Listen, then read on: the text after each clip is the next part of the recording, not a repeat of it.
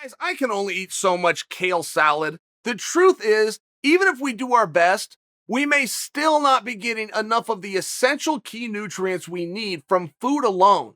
That's why our friends at Ritual developed the Essential for Men 18 Plus. This scientifically developed multivitamin formulated for men ages 18 to 49 helps fill nutritional gaps in your diet with key micronutrients designed to support men's health. Ritual's evidence-backed formula includes healthy omega-3 DHA to support brain health, pure, non-soy vitamin K2 and omega-3 DHA from microalgae is included to help support heart health, and zinc, vitamin A, and vitamin D are formulated to help support normal immune function. Ritual's fresh-tasting, delayed-release capsules are designed to dissolve later in less sensitive areas of the stomach and can be taken with or without food.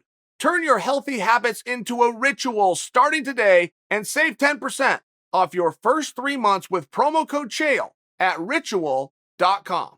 Izzy Adesanya's coach came out and said this will be the toughest test of Adesanya's career. Hard stop. Okay. But don't coaches always say that? Don't fighters always say that? Isn't it important that they say that? And not just to say that to the public, but they say that to themselves. Isn't it very important that you believe whatever is in front of you is going to be more daunting than something else you've done? A good way to stay sharp. But when Izzy's coach said it, and I've never heard Izzy's coach say it about anybody else for any of his other athletes, it did create a little bit of a pause for me. Just a little bit of a pause and go, well, just how sincere is that statement? And Jan Błachowicz has been overlooked, guys. Even the night that he won the world championship, he was walked out there as the sacrificial lamb. He was not supposed to beat Dominic Reyes. And even when the lines tightened, it was still 3-1 underdog against Błachowicz. John Jones personally showed up in the arena. Sure, it was in Albuquerque, convenient for him, but he personally showed up to accept his rematch from Dominic Reyes on the spot. It just didn't happen that way. Błachowicz put him down. Błachowicz backing up before that crushing blow that he gave to Luke Rockhold, a former world champion, who Luke has never returned, right? I mean, Luke Rockhold is a tough guy. You're not going to meet a whole lot of guys in your time on this planet that are tougher than Luke Rockhold. Luke hasn't even returned from one shot. Only bring that to you because he's not overly impressive. I'm talking Błachowicz. He isn't outspoken. He's not like some cool dresser. He's one of those guys who, unless you bring him and put him on the full front of your radar, he is going to go under the radar. And there's not a lot of places to hide when you got to pack around a 12-pound gold belt over your shoulder. So those things are changing. But to Adesanya's coach's point, none of this is hyperbole. None of this is the way to hype a fight. It's much more looking at it, narrowing down and saying, look, we know what this guy does really well. And when you are dealing with the Polish hammer, when you're dealing with Jan Błachowicz, there is a strength there. There is an understanding of range. It's very easy to see power through your television. It's very easy to see that just being a casual fight fan. But understanding why the power works is where things get a little bit more complicated. The power works because of range and timing. Without either one of those missing, you don't have power. And when you do watch Jan Błachowicz fight, you don't see him miss a lot. Yeah, he'll pump that jab like everybody else.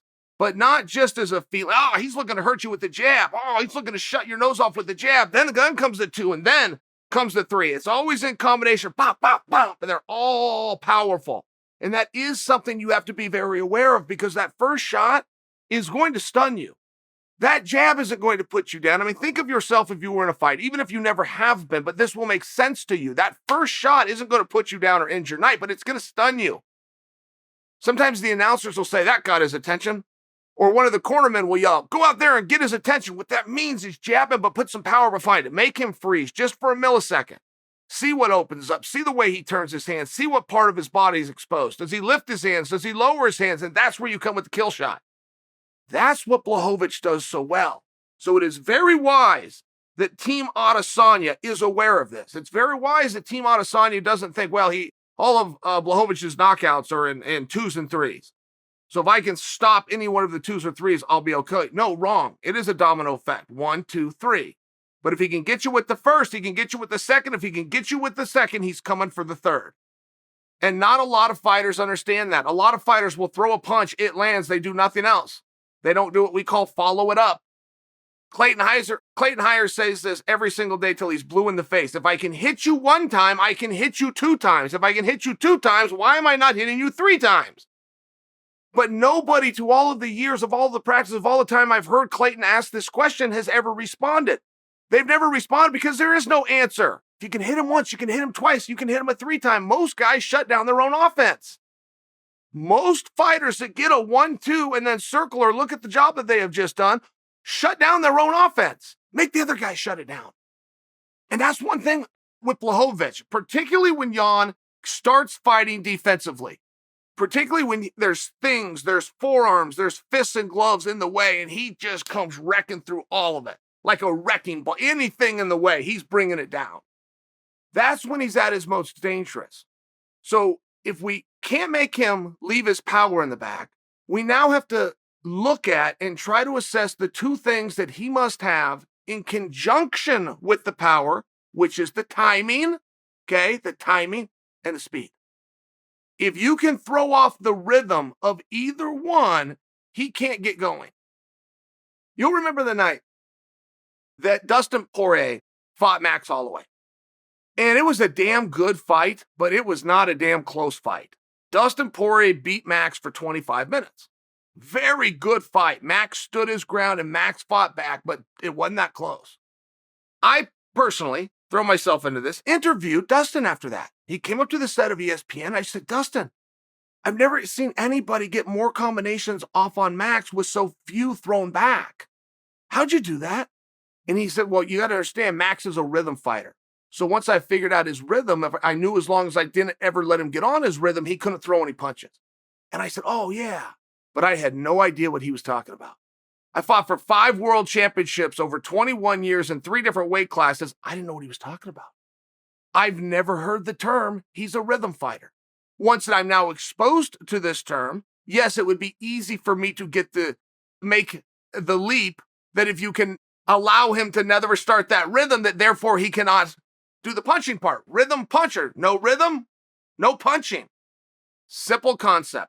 One I hadn't learned before, but very relevant here as Adesanya is going to go and look at Błachowicz.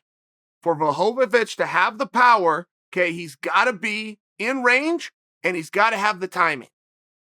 You take either one of those away, you take the threat of the power away, which is kind of what Adesanya does. It's what Adesanya did so well against Paulo Costa. Paulo Costa's a power fighter too.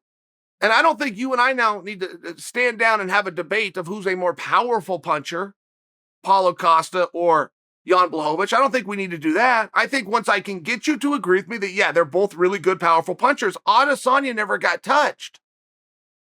He never got touched because the power didn't happen in the Paulo Costa fight. The power didn't happen because just like Jan Błachowicz, Paulo Costa needs to have range and timing. And that's what Izzy threw off. Just like Poirier would not allow the rhythm to begin for Max. And there are fighters, top-level fighters, that if you can find one thing, you'll throw their entire night off.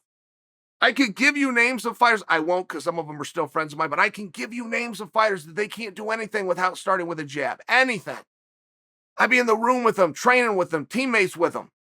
They could not do a somersault without throwing a jab first.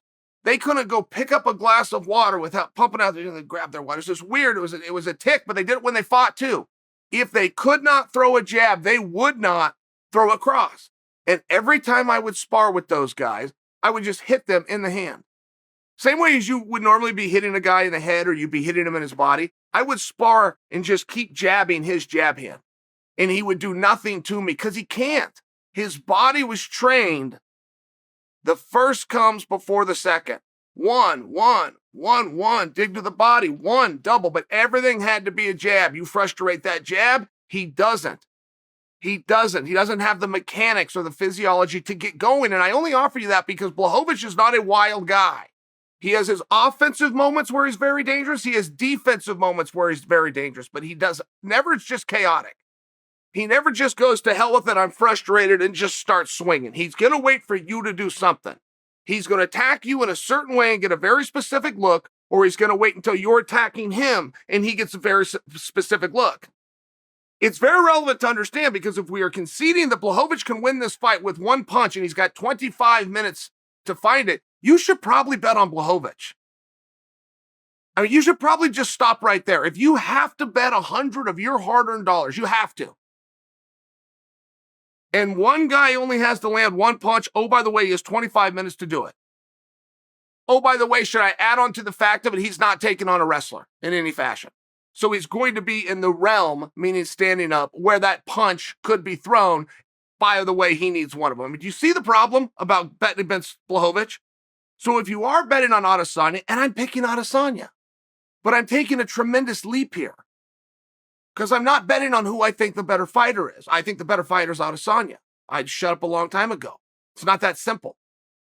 Under the unified rules, particularly championship rules, it's going to be rinse and repeat, in a round, out a round, up to 5 rounds. I'm banking on the fact that Adesanya understands range and distance and thus can take away the power.